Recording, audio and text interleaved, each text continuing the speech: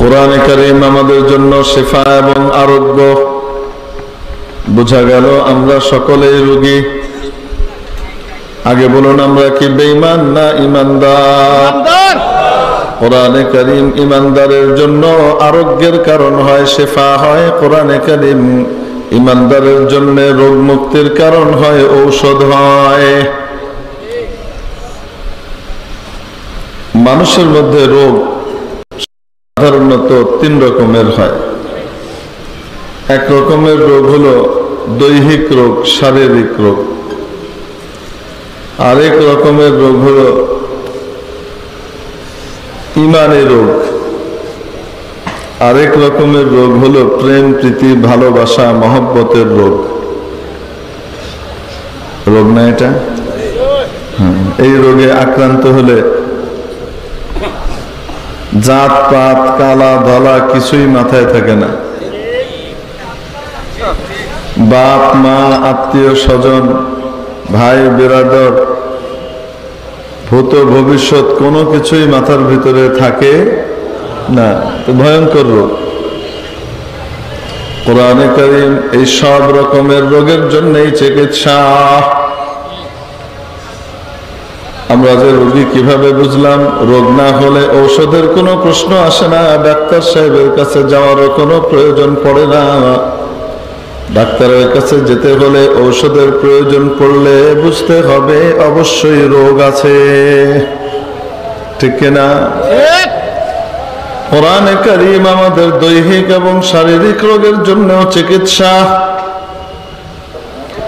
যদি চিকিৎসা খুঁজে না পাই তাহলে এটা কোরআনের ব্যর্থতা নয়, আমাদের ব্যর্থতা, ঠিক কিনা?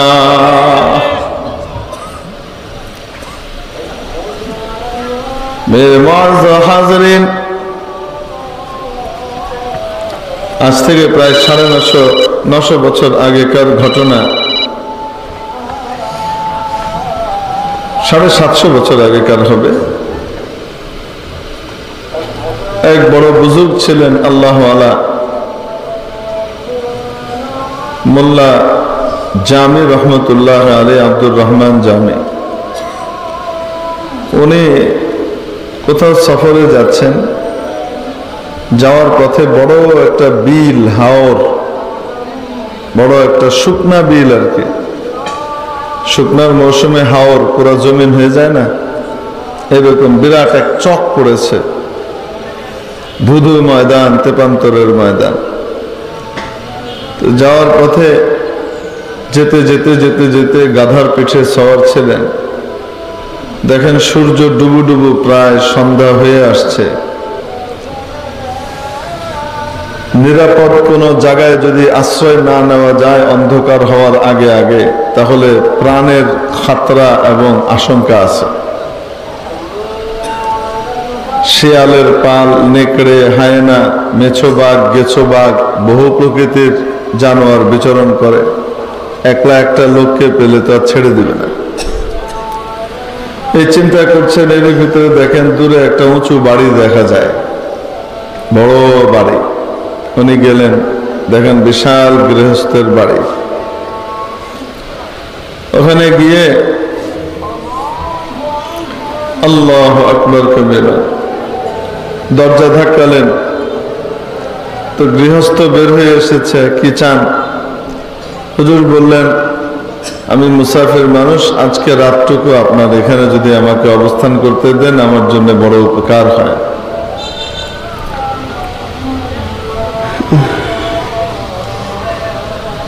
এই ব্যক্তি বড় টাকা পয়সার মালিক হলে কি হবে? কৃপণ প্রকৃতির। আপনাদের দেশে কি বলে জানি না, কিপটা কয় নাকি? হ্যাঁ, খিফটা, খিফটা, খিফটা, কঞ্জিস। কিপটা কঞ্জিসের ভিতরে পার্থক্য আছে, বলবো নাকি? মানুষ অন্যের জন্য খরচ করা না করার ক্ষেত্রে মৌলিকভাবে 4 ভাগে বিভক্ত।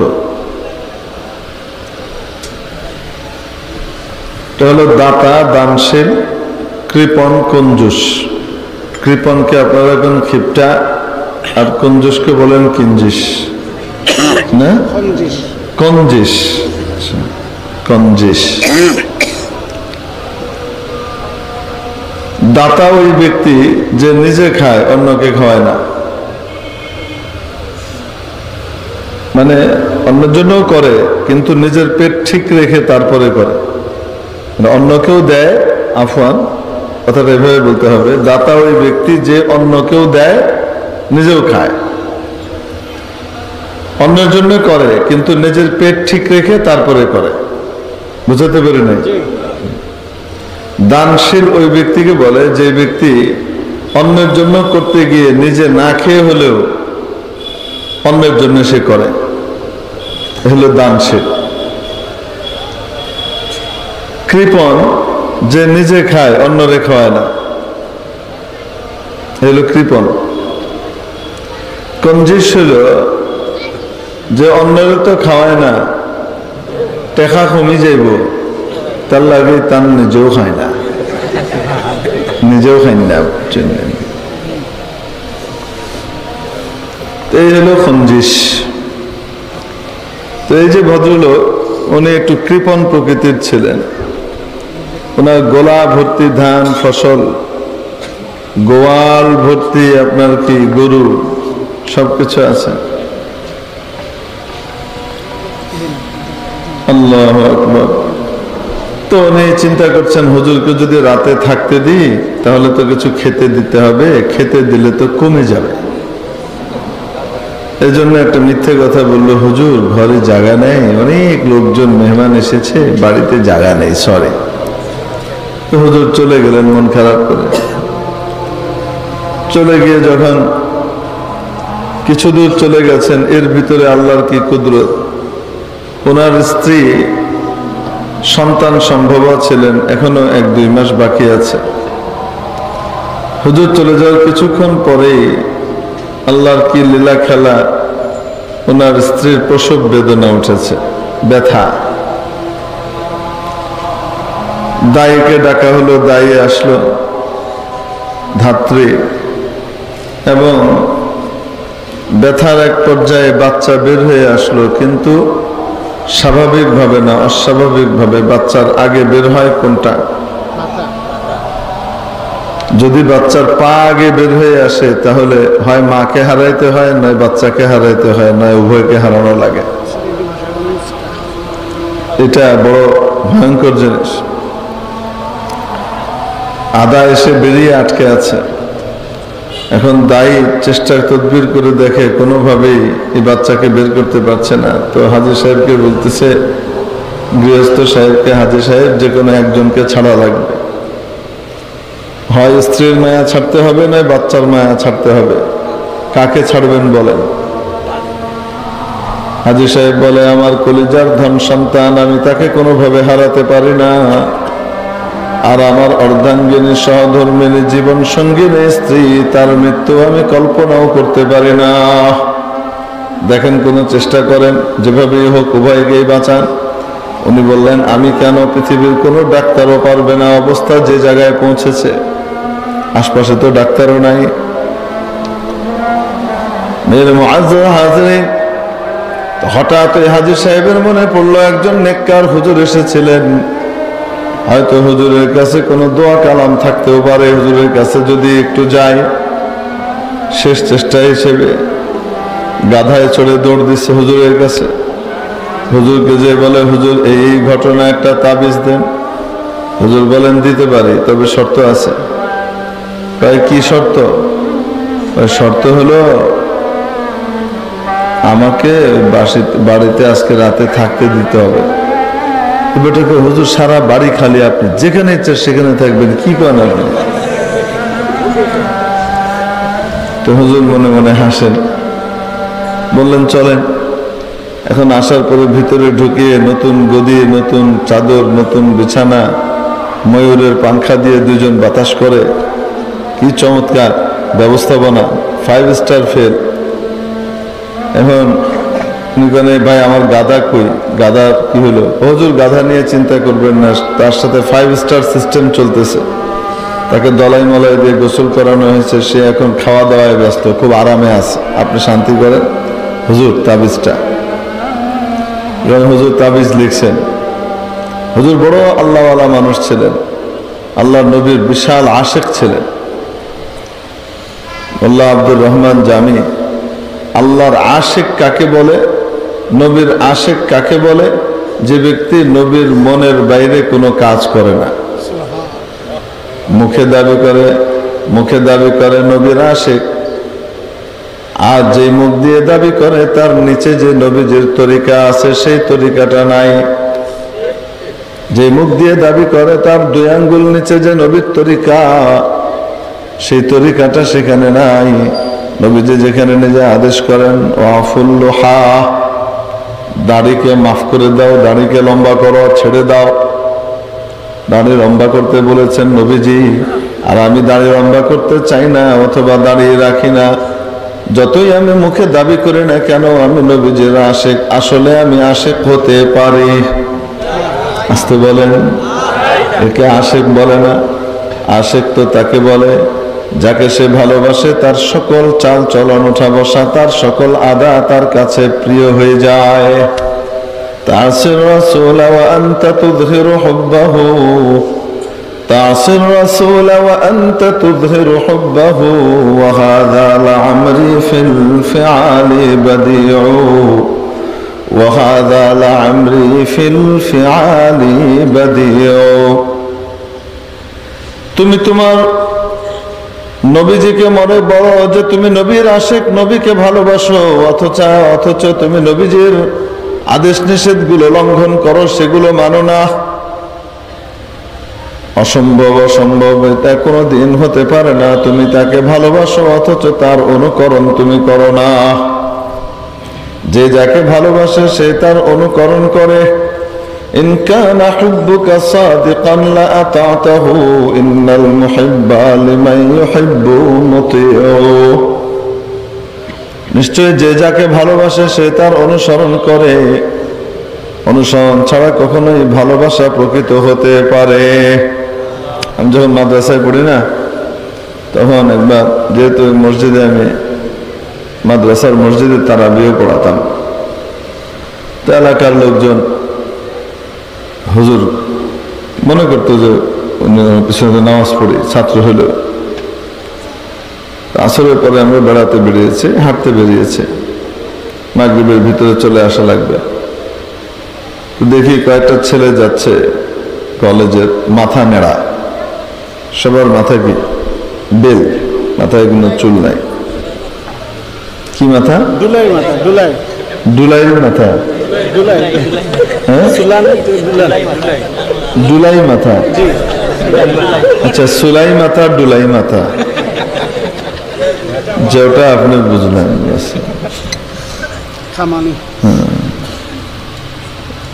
তো তা এই খামানি মাথা লইয়া তারা আটি যার। তো আমি আমার সাথে যারা ছিলেন তাদের ভিতরে বললাম যে দেখো মাশাআল্লাহ, নবীজির একটা সুন্নত তো মাথা নেড়া করা মাঝে মাঝে, যদিও হজ এবং আমরা সময় করেছেন, সুবুত তো আছে।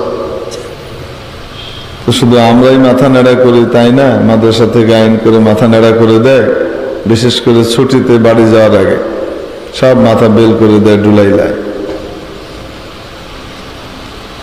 এখন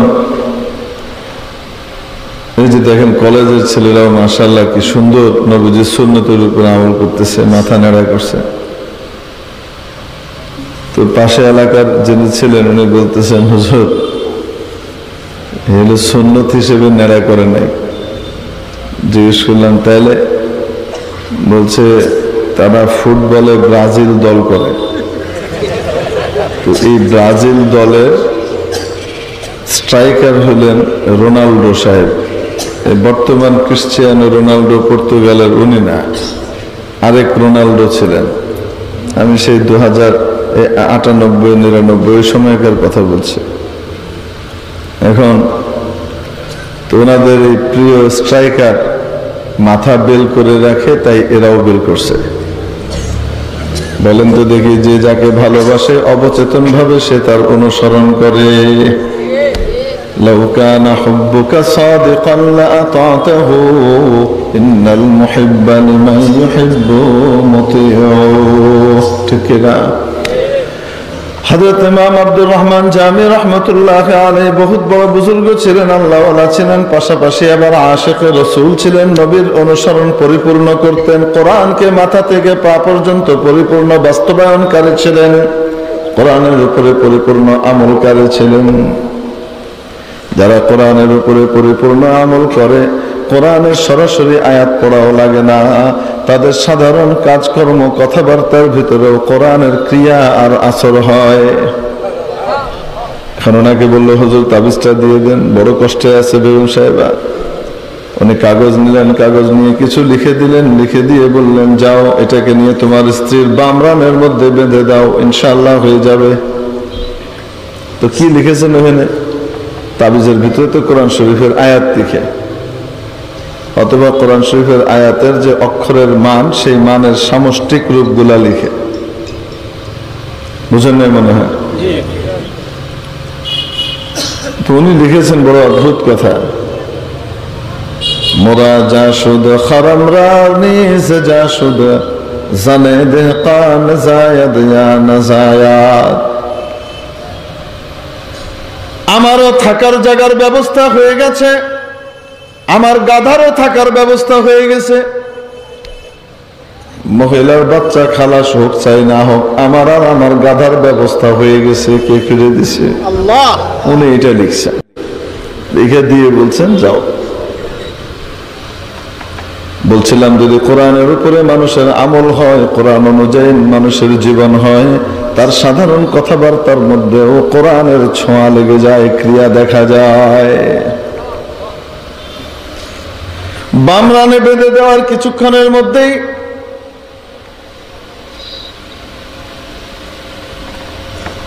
বাচ্চা পরিপূর্ণভাবে বের হয়ে আসলো, সুস্থভাবে বের হয়ে আসলেন, সুস্থভাবে বাচ্চা প্রসব হয়ে গেল। স্ত্রী বলেন, আল্লাহু আকবার।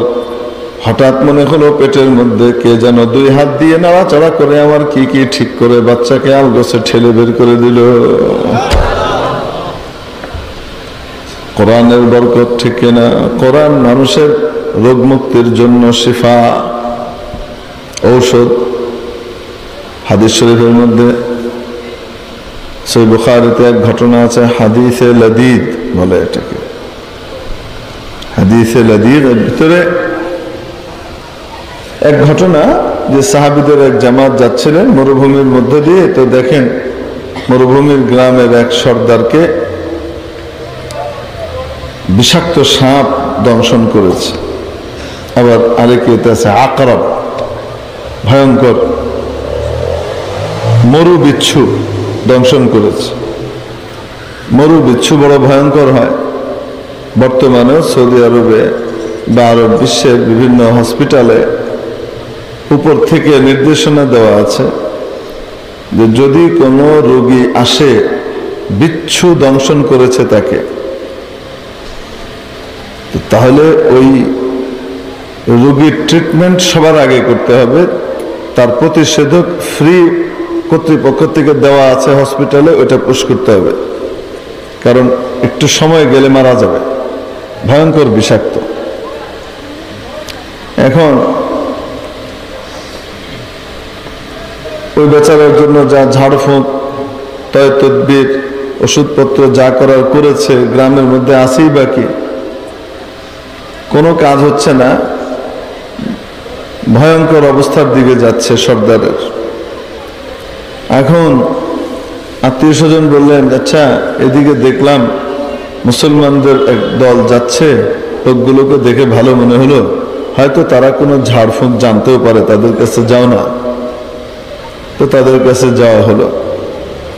তখনকার জিম্মাদার বললেন যে ঠিক আছে, আমি ঝাড়ফুঁক করে দিব, কিন্তু আমাদের জন্য মেহমানদারির ব্যবস্থা তোমরা করবে, আমরা তো এখানে কোথায় আছি, মুসাফির অবস্থায় আছে। আরবের রীতি অনুযায়ী মুসাফিরকে মানুষ মেহমানদারি করায়, কিন্তু তোমরা করাও না, এটা 2 নম্বরই কাজ করছো।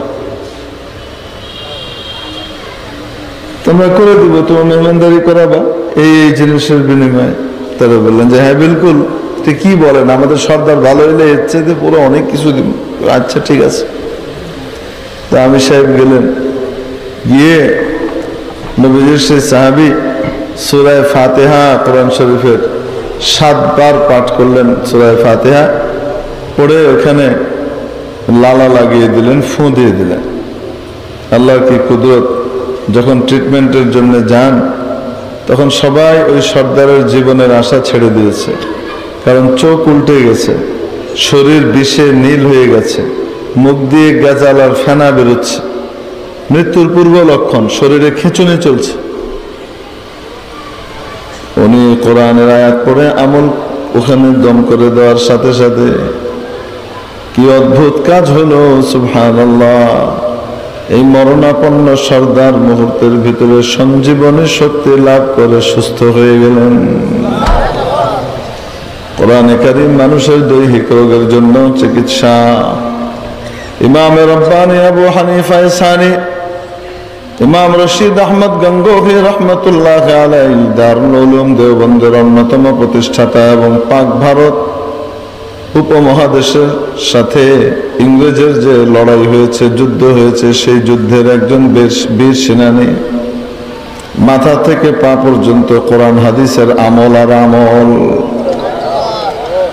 বলছিলাম যদি আমল ঠিক থাকে, কোরআন অনুযায়ী যদি কেউ আমল করে, তার সাধারণ কথার ভিতরেও অনেক বড় তাসির আর ক্রিয়া থাকে। সরাসরি কোরআন উল্লেখ করারও দরকার পড়ে না। এক ব্যক্তি এসছে, গ্রাম্য ব্যক্তি এসে বলছে, আজি মৌলভী রশিদ আহমদ মুঝে তাবিজ দে দে। রশিদ আহমদ সাহেব আমার তাবিজ লিখে দেন। উনি কেন, আমি তাবিজ তোমার জানি না। তাবিজ তোমার জানো না? তুমি সমস্ত মৌলবীদের বড় মৌলবী, মাওলানাদের বড় মাওলানা, সবাই আপনাকে মনে করে। আপনি কোন তাবিজ জানেন না? ছোট ছোট মৌলবীরা কত তাবিজ দেয়, আপনি তাবিজ জানেন না? এটা কোনো কথা হলো? দেখেন, এই তো গ্রাম্য মানুষ, নাছোড় বান্দা, তো ছাড়বে না। উনি বললেন, শোনো, যাও, কি হয়েছে তোমার?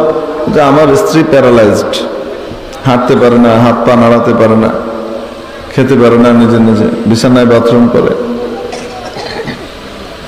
তো উনি একটা কাগজ আনালেন, কাগজ এনে ওটার ভিতরে কিছু লিখলেন। লিখার আগে ওই লোককে বলছে, ভাই যাও, হাদিস শরীফের মধ্যে সূরা ফাতিহা 7 বার পড়ে ওটা দিয়ে দম করলে রোগী ভালো হয়ে যাওয়ার কি আছে? সুসংবাদ আছে, ওটার উপর আমল করো। সে কাউ বলে আমল করে কাম হইতেছে না, আপনি তাবিজ দেন তাড়াতাড়ি। আমাদের কিছু মানুষ আছে, কোরআন হাদিসের যত রুকিয়াই দেওয়া হোক না কেন, তাদের তাবিজ লাগবেই। আছে না নাই? যে হুজুর যত বড় তাবিজবাজ, সে তত বড় মাওলানা। আর যদি তাবিজ দিতে না পারে, দেশ সেরা আলেম হইলেও ও কিছু জানে না। এরকমও কিছু মানুষের চিন্তা ভাবনা আছে না নাই? অদ্ভুত চিন্তা। এখন উনি ওখানে লিখেছেন, ইলাহি मैं जानता नहीं, মানে আমি তাবিজ তোমার লেখা কি করি না, জানি না। তেরা বান্দা মানতা নেই, আপনার এই বান্দা তো নাছোড় বান্দা, সে ছাড়ে না, মানতে রাজি না। তো লুৎফা করম কা মামলা ফরমা, আপনি দয়া এবং কৃপার আচরণ করেন। এটা দিয়ে দিছে, সে নিয়ে লাগাইছে। 3-4 दिन পরে এসে বলে, মৌলভী রশিদ আহমদ तूने क्या लिखा था उसमें ये बता। উনি ধারণা করছেন এই দিয়ে কি আর কাজ হবে, তাকে সান্ত্বনা দেওয়ার জন্য দিয়ে দেওয়া ছিল। তো মনে হয় কাজ টাজ হয় নাই। এখন খুলে দেখছে, দেখছে এই লেখা। গ্রামের মানুষ মাথা মুথা খারাপ হয়েছে, এখন আইসে বেইজ্জত করার জন্য। উনি বললেন, কেন, কি হয়েছে? কত বড় বড় ডাক্তার দেখালাম, ইংরেজ ডাক্তার দেখিয়েছি, কোন ডাক্তারের চিকিৎসায় ভালো হয় নাই। কত কবিরাজ টবিরাজ এর কাছে ওর কাছে গিয়েছি, কোনো কাজ হয় নাই। আপনি কি লিখে দিচ্ছেন? সুবহানাল্লাহ। ওটা নিয়ে বেগম সাহেবার গলায় ঝুলিয়ে দেওয়ার পর এখনো 4 দিনও যায় নাই, আমার স্ত্রী পরিপূর্ণ সুস্থ হয়ে হাঁটা চলা করে। তাহলে কোরআন মানুষের দৈহিক রোগের জন্য চিকিৎসা, ঠিক কিনা? কোরআন মানুষের ইমানি রোগ, আত্মিক রোগের জন্য চিকিৎসা। মানুষের ইমানি রোগ কি? আখিরাত ভুলে যাওয়া, দুনিয়াকে সামনে রেখে চলা, দুনিয়ার ভালোবাসায় বুঁদ হয়ে যাওয়া, আখিরাতকে একদম বিস্মৃত হওয়া, মৃত্যুর ভীতি তার দিলের মধ্যে সওয়ার হওয়া, মৃত্যুকে অপছন্দ করা। অথচ মৃত্যু এমন এক জিনিস যার মাধ্যমে সে তার মাওলা, তার মাহবুবে হাকিকি আল্লাহর সাথে সাক্ষাৎ করতে পারে, আল্লাহর বাণী সরাসরি শুনতে পারে। মৃত্যু ভীতি এবং দুনিয়া প্রীতি, মৃত্যু ভীতি এবং দুনিয়া প্রীতি, এই দুটো এই উম্মতের জন্য সবচেয়ে বড় ক্ষতি, সবচেয়ে বড় ধ্বংস। এক হাদিস শরীফের মধ্যে নবীজি বলেন, এমন এক সময় আসবে যখন আমার উম্মত অপমানিত, লাঞ্ছিত হবে, দাঁড়ে দাঁড়ে কষ্ট পাবে। সাহাবীরা বড় অবাক হয়ে জিজ্ঞেস করলেন, ইয়া রাসূলুল্লাহ, তখন কি আমাদের সংখ্যা কম হবে নাকি? নবীজি বললেন, না, মোটেও কম হবে না, তখন তো অগণিত অসংখ্য থাকবে। কিন্তু অনেক বেশি হওয়া সত্ত্বেও তারা খড়কুটোর মতো বানের পানিতে ভেসে যাবে। বানের পানিতে খড়কুটে যেভাবে ভেসে যায়, শুকনা ঘাস আর পাতা যেভাবে ভেসে যায়, সেইভাবে ভেসে যাবে। তাদের কোনো স্থায়িত্ব থাকবে না কোনো জায়গাতে। সাহাবীরা জিজ্ঞেস করলেন, ইয়া রাসূলুল্লাহ, কারণ কি? নবীজি বললেন, তাদেরকে ওয়াহান ধরবে। সাহাবীরা জিজ্ঞেস করলেন, ইয়া রাসূলুল্লাহ, ওয়াহান কি? নবীজি বললেন, হুব্বুদ দুনিয়া ওয়া কারাহিয়াতুল মাউত, দুনিয়া প্রীতি এবং মৃত্যু ভীতি, মৃত্যুকে অপছন্দ করা এবং দুনিয়াকে ভালোবাসা। তাহলে এটা অন্তরের রোগ কিনা? কেউ যদি দুনিয়াকে ভালো না বেসে আখিরাতকে ভালোবাসে, তার দুর্নীতির পথে যাবার কোনো প্রয়োজন পড়বে না। কেউ যদি আখিরাতকে ভালোবাসে আর দুনিয়াকে আখিরাতের তুলনায় তুচ্ছ মনে করে, তাহলে এই ব্যক্তি সুদি কারবার, ঘুষি লেনদেনের মধ্যে যাবে না, ঠিক কিনা? এই রোগ অনেক বড় রোগ। তো মানুষের ইমানের রোগেরও চিকিৎসা কোরআনে কারীম। হযরত ওমর রাদিয়াল্লাহু তাআলা আনহুর নাম শুনেছেন, দ্বিতীয় খলিফা। হযরত ওমর ইসলাম গ্রহণের আগে আরবের অন্যতম সেরা বাহাদুর ছিলেন, বড় জারি ছিলেন। নেতারা একবার বলল, মোহাম্মদকে নিয়ে তো আর পারা যায় না, ওরে মারতেও পারি না, ওরে মেরে ফেলতে পারলে সব লেঠা চুকে যায়, কিন্তু মারতে তো পারছি না, কারণ তার বংশ বড় শক্তিশালী। আমাদের মধ্যে যেই তাকে মারবে তাকেও মারা লাগবে, তার বংশ ছেড়ে দিবে না। তার বংশ যদিও এখনো সবাই মুসলমান হয় নাই, কিন্তু তারপরেও তারা ছেড়ে দিবে। ওমর বলেন, খালি বড় বড় কথা আর নেতাগিরি করা, এগুলি আপনাকে কাম। আমি লয়ে আইতেছি কল্লা। কি নিয়ে আসবে? কল্লা নিয়ে আসবে। রওনা হয়েছে, টব্ব গিয়ে ছুটছে একদম ঘোড়ায় চড়ে। কার কল্লা আনবে? নবীজির কল্লা আনবে। সুবহানাল্লাহ। রাস্তার মধ্যে নুআইম ইবনে আব্দুল্লাহ রাদিয়াল্লাহু তাআলা আনহুর সাথে দেখা। উনি যে মুসলমান হয়ে গেছেন এটা কেউ জানে না, গোপন রেখেছেন। মুসলমানরাই শুধু জানে, নবীজি জানেন যে ও মুসলমান। নির্যাতনের ভয়ে ইসলাম প্রকাশ করতে রাসূল নিষেধ করেছেন। তিনি জিজ্ঞেস করেন, ওমর এত টক বগিয়ে ঘোড়ায় চড়ে খোলা নাঙ্গা তরবারে নিয়ে কোথায় ছুটছ? ওই ব্যক্তি বলে, হযরত ওমর উত্তর দেন, মুহাম্মাদের কল্লা আনতে যাই।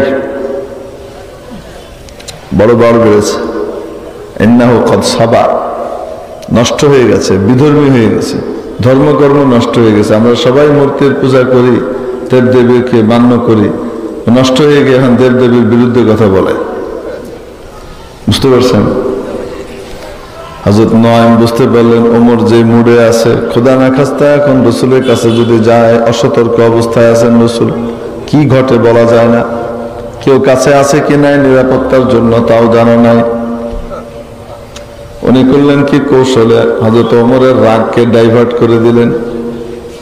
আমাদের মোবাইলের ভিতর ডাইভার্সন হয় না, এরকম ডাইভার্ট করে দিলেন, কল এদিকে না ওইদিকে ঘুরাই দিছে। আপাতত ঠান্ডা হোক, আগে পরে দেখা যাবে। তুমি মোহাম্মদের কল্যাণ আনতে যাও, সে বেদিন হয়ে গেছে, তোমার ঘরের খবর আছে? তোমার আপন বোন আর ভগ্নিপতি তারা তো বেদিন হয়ে মুসলমান হয়ে ঘুরে বেড়াচ্ছে, তোমার ঘরের খবর নেই, তুমি পরের খবর নেবে যাও। হযরত ওমর তো বড় বিচক্ষণ, উনি একটুক শুনে বলতেছে, মনে হইতেছে তুইও নষ্ট হয়ে গেছিস। তো কথা ধাঁচে বোঝা যায় তুইও নষ্ট হয়ে গেছিস, তবে আগে ঘর সামলায় আসি, তুই ঠিক কইছিস। ঘর সামলাইতে গেছে, যখন ঘরে গেছেন তখন হযরত ওমরের বোন এবং ভগ্নিপতি দুজন নবীজির সাহাবী হযরত খাব্বাব ইবনুল আরাত রাদিয়াল্লাহু তাআলা আনহুর কাছে কোরআন শিখছিলেন।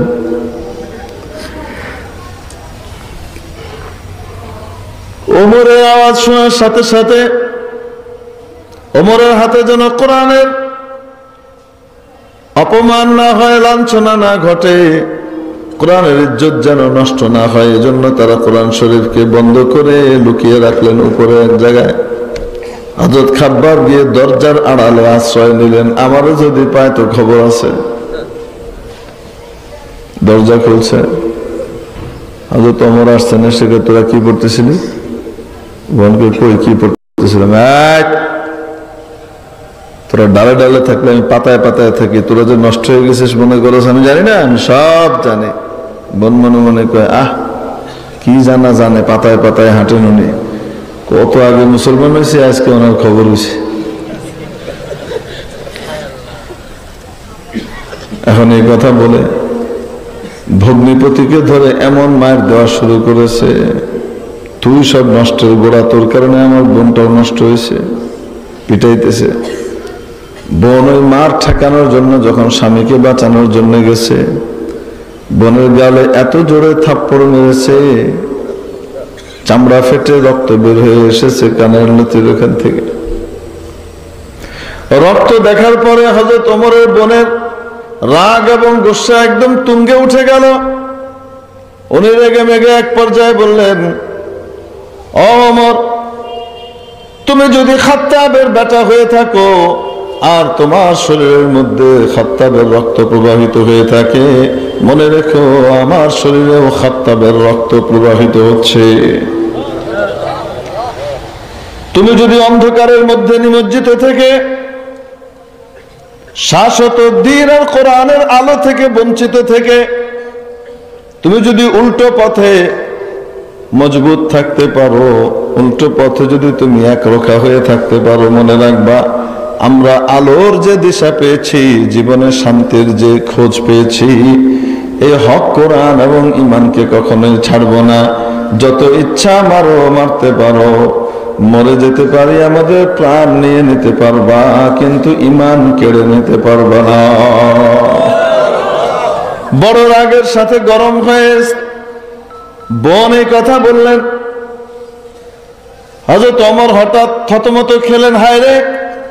এখন লক্ষ্য করে দেখেন বোনের কানের গোড়া থেকে রক্ত পড়তেছে। আহা, এই তো সেই বোন।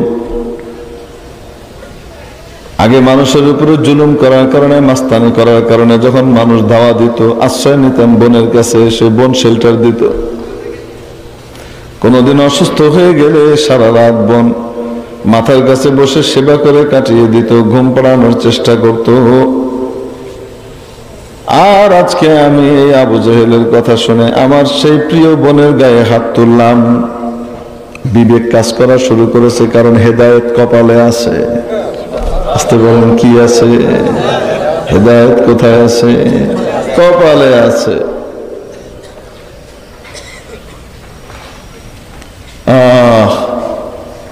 মনটা একটু নরম হয়েছে। নরম হওয়ার পরে বলতেছে, আচ্ছা দেখি তোমরা কি পড়তেছিলা, দাও। হযরত ওমরের বোন বলেন, কি পড়তেছিলাম? কোরআন পড়তেছিলাম। সেটা তোমার হাতে দেওয়া যাবে না, তুমি নাপাক। গোসল কিভাবে করতে হয় সেটাও তুমি জানো না, কিছুই তো শিখো নাই, খালি পানি ঢাললেই কি আর গোসল হয়? গোসলের সিস্টেম আছে না নাই? এখন বলতেছে গোসল ছাড়া কোরআন তোমার হাতে দেওয়া যাবে না। উনি বললেন, ঠিক আছে, দাও, গোসল করি। সুন্দর করে গোসল করে সে সূরা তাহা হাতে, কোরআনে কারীম হাতে নিয়েছে। হাতে নেওয়ার পরে ওখান থেকে সূরা তাহা লেখা ছিল, সেটা তেলাওয়াত শুরু করেছেন। তাহা মা আনজালনা আলাইকাল কুরআনা লিতাশকা ইল্লা তাযকিরাতাল লিমান ইয়াখশা তানজিলাম মিম্মান খালাকাল আরদা ওয়াস সামাওয়াতিল উলা আর-রাহমানু আলাল আরশি ইসতাওয়া। হযরত ওমর পড়েন, হৃদয়ের মধ্যে কঠিন মন্থন চলে। হয় কত মায়াবী পত্র, কত মায়াবী চিঠি, কত মায়াবী কিতাব, কত ভালোবাসা দিয়ে পূর্ণ, সত্য ভর্তি এক কিতাব। এই শান্তিপূর্ণ কিতাবের ব্যাপারে আমার কাছে প্রোপাগান্ডা করা হয়েছে যে এরা চরমপন্থী, এরা হলো বড় বদমাশ, এরা হলো জঙ্গি। এই ধরনের কথা বলেই এই কোরআন থেকে আমাকে দূর করা হয়েছে। হযরত ওমর এখানে গোসল করলেন, গোসল করে কোরআন কারীম তেলাওয়াত করার পরে এইদিকে যখন এই কথা বলে শেষ করেছেন, পিছন থেকে, দরজার পিছন থেকে বের হয়ে আসলেন হযরত খাব্বাব ইবনুল আরাত। বলতেছেন, হযরত ওমর কোরআন পড়ে আর চোখ দিয়ে টপ টপ করে পানি পড়ে। হযরত খাব্বাব এসে বলেন, আবশির ইয়া ওমর, ওমর সুসংবাদ গ্রহণ করো। আমি নবীজির কাছে সেদিন নিজ কানে শুনেছি দোয়া করতে। নবীজি দোয়া করছিলেন, আয় আল্লাহ, আপনি আমর ইবনে হিশাম অথবা ওমর ইবনুল খাত্তাব, আমর ইবনে হিশাম হলো আবু জাহেলের নাম, আমর ইবনে হিশাম অথবা ওমর ইবনুল খাত্তাব, এই দুইজনের যে কোনো একজনের দ্বারা আপনার দ্বীনকে শক্তিশালী করেন, মজবুত করেন। নবীজি অ্যাপ্লিকেশনের মাধ্যমে কি করেছেন? দোয়া করেছেন, হয়তো এ নয়তো এ, মনে হয় তোমার কপালে দোয়া কবুল হয়ে গেছে, আবু জাহেলের কপাল পুড়েছে। ওমর বলেন, আমাকে মুহাম্মাদের কাছে নিয়ে চলো। এত সুন্দর বাণী, এত চমৎকার বাণী থেকে আমি দূরে ছিলাম প্রোপাগান্ডার কারণে। এতদিন কেন দূরে থাকলাম, তাই বড় কষ্ট হচ্ছে। আমাকে মুহাম্মাদের কাছে নিয়ে চলো। নবীজির কাছে যখন নিয়ে যাওয়া হলো, ঘটনা সংক্ষিপ্ত করে বলছি। হযরত ওমর ভিতরে ঢুকলেন, যেই তরবারি দিয়ে নবীজির কল্লা নিতে গেলেন, সেই তরবারি নবীজির কদম মোবারকের কাছে রেখে নিজের মাথাটাকে পেতে দিলেন। ইয়া রাসূলুল্লাহ, এসেছিলাম কল্লা নিতে, এখন এসে কল্লা দিতে এসেছি। আমাকে শাহাদা পাঠ করান, ইসলাম গ্রহণ করান। আমি মুসলমান হতে চাই, আমি কোরআনওয়ালা হতে চাই। নবীজি সাল্লাল্লাহু আলাইহি ওয়াসাল্লাম কোরআন এর এই মহব্বতকারীকে সাথে সাথে কি করলেন? মুসলমান করে নিলেন, শাহাদা পড়ালেন, আশহাদু আল্লা ইলাহা ইল্লাল্লাহু ওয়া আশহাদু আন্না মুহাম্মাদান আবদুহু ওয়া রাসূলুহু। পড়ার সাথে সাথে ওমরের মধ্যে এমন পরিবর্তন আসলো, আগেকার জুলুম, নির্যাতন এবং শক্তিমত্তার অপব্যবহার সবকিছু ধীরে ধীরে সব দূর হয়ে গেল। ওই শক্তিমত্তা বাতিলের পক্ষে না গিয়ে হকের পক্ষে ব্যবহৃত হতে শুরু করলো। এককালের কঠোর হৃদয়ের অধিকারী, রুক্ষ স্বভাবের মানুষ, জুলুম নির্যাতনকারী, সাধারণ কারণে অন্যের জিনিস ছিনতাইকারী, কেড়ে নিয়ে আসার মতো মানুষ ওমর। তার মধ্যে এমন পরিবর্তন আসলো এই কোরআনের কারণে, কোরআনের সাথে লেগে থাকার কারণে। সুবহানাল্লাহি ওয়া বিহামদিহি। নবীজি দুনিয়া থেকে চলে গেলেন। নবীজির পরে সিদ্দিক আকবর রাদিয়াল্লাহু তাআলা আনহু 2 বছরের মতো খিলাফত পরিচালনা করলেন। তারপরে ওমর ইবনুল খাত্তাব আসলেন, তিনি দ্বিতীয় খলিফা সাব্যস্ত হলেন, নির্ধারিত হলেন। হযরত ওমর রাদিয়াল্লাহু তাআলা আনহু দিনের বেলায় রাজকার্য পরিচালনা করতেন, রাতের বেলায় ছদ্মবেশে মদিনার অলি গলিতে ঘুরে বেড়াতেন, কার কি সুখ দুঃখ আছে তার খবর জানার জন্য। প্রজারা কেমন আছে, মাশাআল্লাহ। হ্যাঁ, এখন যারা মানবাধিকারের ধোঁয়া তুলে ইউরোপ আমেরিকা, তাদের নেতৃবৃন্দ তো এরকম কেন, মুখে কাপড় বেঁধে, মুখোশ পরে, মাস্ক লাগিয়ে, ছদ্মবেশে উম্মত কেমন আছে দেহে বেড়ায়। কেন, জাতি কেমন আছে দেখতে যায়। ইউরোপ আমেরিকার কথা পরে কোন, আমাদের দেশের যারা আছেন তারাও তো তাই করেন। বর্তমানে যারা আছেন তারা করেন না, ঠিক আছে, কিন্তু আগের যারা ছিলেন তারা করতেন। কেন ঘুরে ঘিরে ওমরের মতো কে বিহর নাই, ঠিক কিনা? কায়েমি স্বার্থের পক্ষে সবাই দৌড়ায়। আল্লাহ বুঝবার তৌফিক দান করেন, বলি আমিন। মেরে মুআজ্জাজ হাজিরিন, হযরত ওমরের পরিবর্তন কেমন হলো দেখেন। আল্লাহু আকবার। একদিন রাতের বেলা ঘুরছেন, দেখেন মদিনা শুনশান নীরব, মোটামুটি সবাই ঘুমে বিভোর। মদিনার উপকণ্ঠে গিয়ে দেখেন একটা তাঁবুর মতো দেখা যায় দূরে, এবং আগুন জ্বলে। কি ব্যাপার, কোনো অতিথি আসলো নাকি বাইরে থেকে? খোঁজ নেবার জন্য কাছে গিয়ে দেখেন একটা হাড়ির মধ্যে কোনো কিছু জাল দেওয়া হচ্ছে, সেটা টকবক করে ফুটে। হাড়ির চারপাশে কিছু ছোট ছোট বাচ্চা এভাবে গুটিসুটি মেরে বসে আছে আর কান্নাকাটি করে। ওখানে হাড়িতে এক মহিলা কি যেন রান্না করে। ওমরকে দেখার সাথে সাথে ওই মহিলা ওখান থেকে পর্দা করে তাঁবুর ভিতরে চলে গেলেন, বর পুরুষের সামনে আসলেন না। হযরত ওমর জিজ্ঞেস করেন, বাবুরা কাঁদে কেন? পর্দার পাশ থেকে জিজ্ঞেস করলেন, বোন বাবুরা কাঁদে কেন? তাঁবুর ভেতর থেকে ওই মহিলা উত্তর দেন, ক্ষুধার জ্বালায় কাঁদে, খাবার কিছু নাই। ওমর বলেন, খাবার তো রান্না হচ্ছে, কিছুক্ষণ পরে তো খাবার দিতে পারবা, অসুবিধা তো তেমন কিছু দেখি না। মহিলা বলে, তোমাকে আগেই বলেছিলাম নিজের চরকায় তেল দাও, কেন বিরক্ত করতে আসছো? এদের বাবা শহীদ হয়ে গেছে আল্লাহর রাস্তায়, আমি বিধবা, সন্তান গোলা এতিম, আমার পারিবারিক দেখাশোনা করার মতো কেউ নাই। অপরদিকে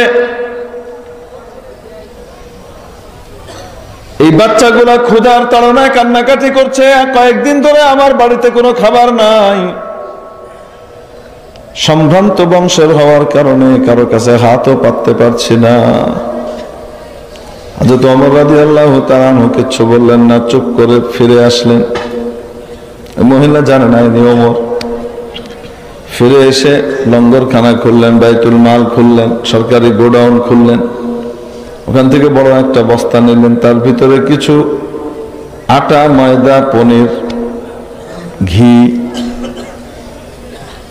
কিছু বর্তন, পেয়ালা টেয়ালা, এগুলা যা যা লাগে খাদ্যদ্রব্য দিয়ে পুরা বিশাল বস্তা ভরে ফেললেন, বিভিন্ন রকমের খাবার টাবার দিয়ে ভরে নিজের পিঠে করে ওই বস্তা নিয়ে রওনা হয়েছেন। কোথায় যাবেন?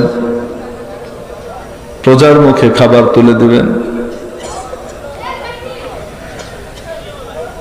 ভরার যে কাজগুলো করছিলেন, ওই কাজের কারণে নড়াচড়ার আওয়াজে গোলাম যে ছিল, গোলামের ঘুম ভেঙে গেছে। গোলাম ঘুম থেকে উঠে দেখে আমিরুল মুমিনিন পিঠে বিশাল বস্তা নিয়ে রওনা হয়েছেন। গোলাম বলে, আমিরুল মুমিনিন, দয়া করে জুলুম করবেন না আমার উপরে, আল্লাহ আমাকে সাজা দিবে। আমি থাকতে আপনি পিঠে কেন বোঝা নিয়ে যাচ্ছেন? কোথায় যেতে হবে আমাকে বলে দেন, আমি নিয়ে যাই পিঠে করে। হযরত ওমরের চোখ দিয়ে টপ টপ করে পানি পড়ে আর বলেন, ভাই, কিয়ামতের দিন আমার গুনার বোঝাটা তো তুমি কাঁধে নিতে পারবা না, অতএব আমার বোঝা আমাকেই কাঁধে নিতে দাও। ওটা কাঁধে নিয়ে রওনা হয়ে পৌঁছলেন। তাঁবুর কাছে গিয়ে নিজ হাতে খাবার তৈরি করলেন, বাচ্চাগুলাকে খাওয়ালেন, নিজ হাতে খাওয়ালেন এবং কিছু খাবার ভেতরে পাঠিয়ে দিলেন মহিলার কাছে। বাচ্চাগুলো এখন খেলাধুলা করে, যারা একটু আগে কান্নাকাটি করছিল তারা আনন্দে খেলাধুলা করে। আপনি বড় ভালো চাচ্ছ, খাবার নিয়ে আসছেন। ভেতর থেকে মহিলা বলে, কিয়ামতের দিন আমার শহীদ স্বামী এবং তার এতিম বাচ্চার বিধবা স্ত্রীকে নিয়ে আল্লাহর দরবারে বোঝাপড়া হবে, ওমরের সাথে বোঝাপড়া হবে। হযরত ওমর বলেন, কেন, কি হয়েছে, কিসের বোঝাপড়া হবে? সে আমাদের আমির, সে আমাদের খোঁজ নিল না। কেন যে আল্লাহ ওমরকে আমিরুল মুমিনিন বানিয়েছিলেন জানি না, কেন খলিফা বানালেন? তোমার মতো লোককেই খলিফা বানানো দরকার ছিল। হযরত ওমর রাদিয়াল্লাহু তাআলা আনহু বললেন, বোন, খলিফা ওমর তো সবার সবকিছু জানতে পারে না, কিভাবে জানবে? মহিলা বলে, বাহ, সে আমাদের দায়িত্ব নিয়েছে, অথচ আমরা কেমন আছে সে খবর রাখবে না। যদি না পারে, কে তাকে দায়িত্ব নিতে বলছে? বলল কেন?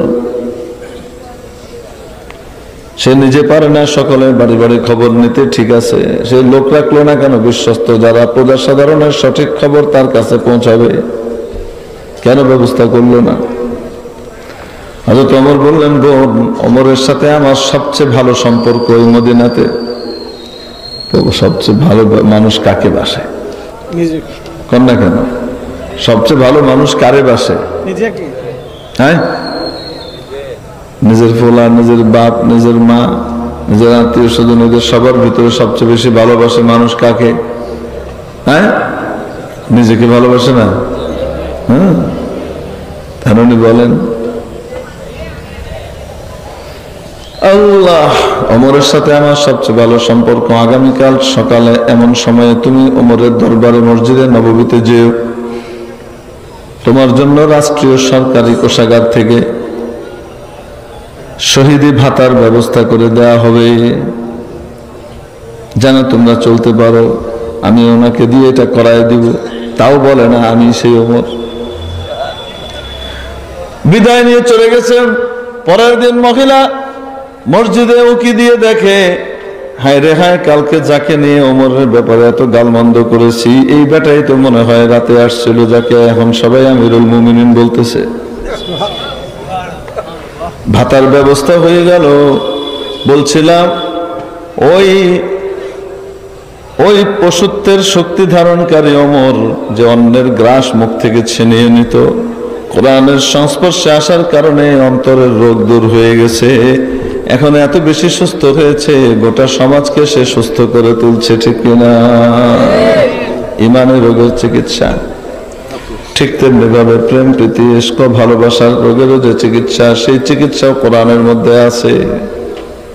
বলবো নাকি? হযরত আল্লামা ইউসুফ বানুরী রাহমাতুল্লাহ আলাইহি সাহেবে মাআরিফুস সুনান, আমার দাদা উস্তাদ,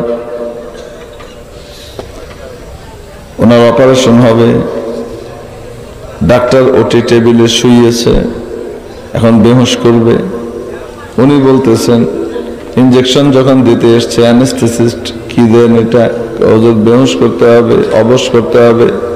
আপনাকে অবশ করা লাগবে, অপারেশনের জায়গাটা অবশ না করলে এত ব্যথা হবে, ব্যথার চোটে বেহুশ হয়ে যাবেন। উনি বললেন, ও তাই? উনি বললেন, আমাকে বেহুশ করা যাবে না, আমি বেহুশ হতে চাই না। বেহুশ অবস্থায় যদি আমার হুঁশ আর ফিরে না আসে, আল্লাহর কাছে এমনি চলে গেলাম, শেষ কথাটা সুন্দর করে বলতে পারলাম না, এইটা চাই না। বেহুশ করা যাবে না, এমনি অপারেশন করেন। ডাক্তার এত বড় আলেমের জন্য কিছু বলতেও পারে না, কিন্তু মনে মনে হুজুরে কি পাগলের মতো কথা কয়। বেহুশ করা ছাড়া যদি পেটে পোঁছ মারে তাহলে অবস্থাটা কি হবে? বুঝেন কি বুঝেন না? এখন উনি বলেন বেহুশ করা যাবে না, এমনি অপারেশন করেন। আমার যেন কোনো খোঁজ খবর না থাকে, আমি যেন টের না পাই, এটাই তো দরকার। বলে হ্যাঁ। উনি বলেন, আমি আমার মাওলার কালাম, প্রেমের চিঠি, মহব্বতের চিঠি আমি পড়তে শুরু করছি। আমার মাওলা গোটা পৃথিবীবাসীর জন্য প্রেমপত্র, ভালোবাসার পত্র নাজিল করে দিয়েছেন। যাকে মানুষ ভালোবাসে তার পক্ষ থেকে আসা চিঠি বারবার পড়ে, রাতে পড়ে, দিনে পড়ে, কিছুক্ষণ পরপর খুলে খুলে পড়ে। আর কয় না কেন, হ্যাঁ আমি আমার মাওলার কোরআনকে তেলাওয়াত শুরু করব। কিছু লক্ষণ বলে দিলেন, আমার মধ্যে যখন তেলাওয়াত করতে করতে আপনি দেখবেন এই লক্ষণগুলো দেখা যাচ্ছে, আপনি অপারেশন করে ফেলেন, টের পাবো না। ডাক্তার সাহেব মনে মনে কয়, বড় হুজুর তাই কিছু কইতে পারতেছি না, যখন পোস্টটা মারবো তখন দেখা যাবে জারি জুরি কই যায়। কিছুক্ষণ পর উনি জিজ্ঞেস করেন, ও ডাক্তার সাহেব অপারেশন শুরু করেন না কেন? ডাক্তার সাহেব বলেন, হুজুর অপারেশন তো কখন শেষ করে ফেলেছি, নিজের চোখে যদি না দেখতাম কখনো বিশ্বাস করতাম না। মাওলার ভালোবাসার মধ্যে যদি কেউ ডুবে যায়, কোরআনের মহব্বতের মধ্যে লেগে যায়, দুনিয়ার অন্যান্য উল্টাপাল্টা মহব্বত থেকে দিলটা পবিত্র হয়ে যায়। এজন্য কোরআনে কারীম দৈহিক রোগেরও চিকিৎসা, মানসিক ইমানি রোগেরও চিকিৎসা, এবং পাশাপাশি প্রেম প্রীতি ভালোবাসার রোগেরও চিকিৎসা। চিকিৎসা নিতে কে কে রাজি আছে? হাত উঠায়। আয় আল্লাহ, এই হাতগুলাকে কবুল মঞ্জুর করে নেন। আয় মাওলা, আপনার এই বান্দারা বিভিন্ন উদ্দেশ্যে এখানে একত্রিত হয়েছেন। আয় আল্লাহ, তাদের প্রত্যেকের যাবতীয় প্রয়োজনকে গায়েবের খাজানা থেকে আপনি মেহেরবানি করে পুরা করে দেন। হাত নামায়। মেরে মুআজ্জাজ হাজিরিন, কোরআনের সাথে সম্পর্ক রাখবো তো ইনশাআল্লাহ? রাখবো তো। নিজের বাচ্চাকে কোরআনওয়ালা বানাবো, মাদ্রাসায় ভর্তি করব, ঠিক আছে না? ইনশাআল্লাহ। নিজের নাতিপুতিকে মাদ্রাসায় ভর্তি করব, কোরআনওয়ালা বানাবো। কি বানাবো? খাঁটি কোরআনওয়ালা বানাবো। পালবেন কে? আরো আসতে। উনি পালবেন যিনি আমাকে আপনাকে পালেন। যে আল্লাহ আমার আপনার পকেটে পয়সা পাঠান, ওই আল্লাহ কোরআনওয়ালাকে পালতে পারেন না। আল্লাহ তাআলা আমাদেরকে কোরআনের সাথে সম্পৃক্ত হবার তৌফিক দান করেন। আল্লাহু আকবার। ইশার আজান হয়ে গেছে, নামাজ চলছে মনে হয়, নামাজও হওয়া দরকার। কি প্রোগ্রাম মোতামিম সাহেব?